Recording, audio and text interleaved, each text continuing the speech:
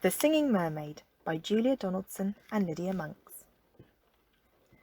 Did you ever go to Silver Sands on a sunny summer's day? Then perhaps you saw the mermaid who sang in the deep blue bay.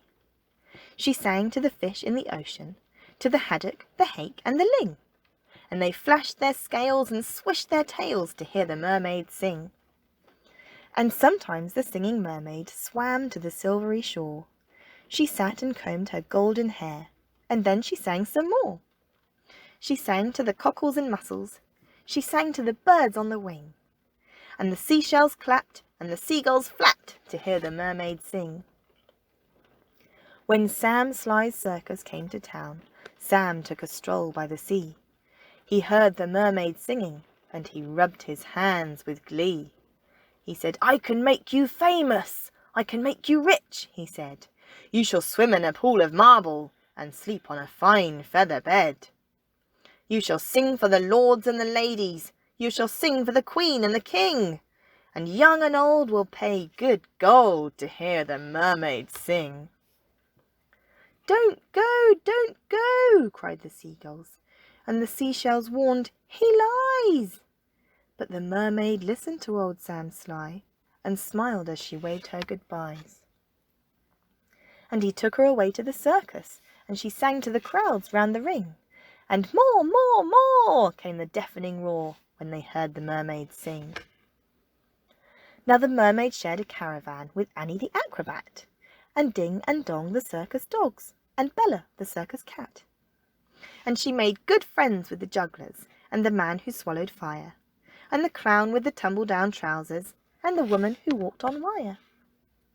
But she wasn't friends with old Sam Sly.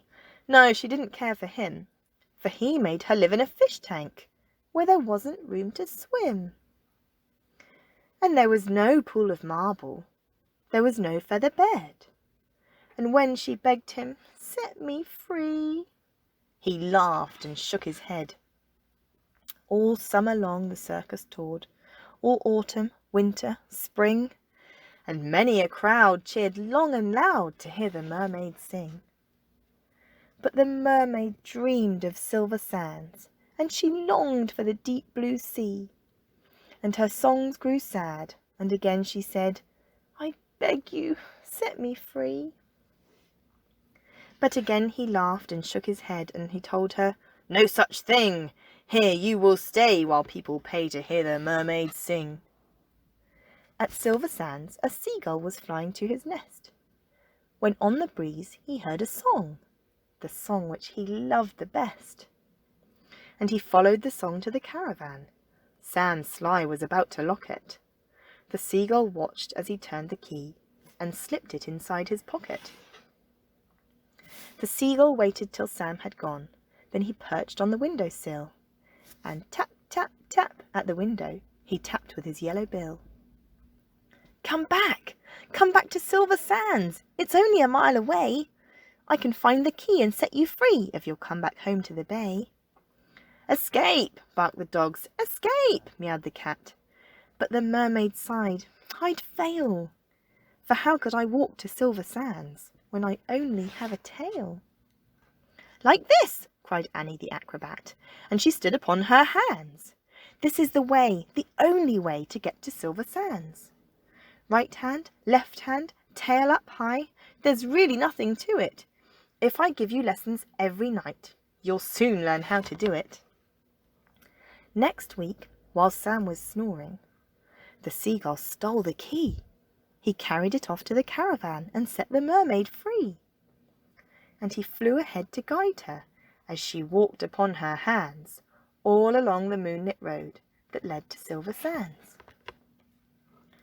And the creatures on the seashore and the fish beneath the foam jumped and splashed and danced with joy to have their mermaid home. And she sang to the cockles and mussels, she sang to the birds on the wing, and the seashells clapped and the seagulls flapped to hear the mermaid sing.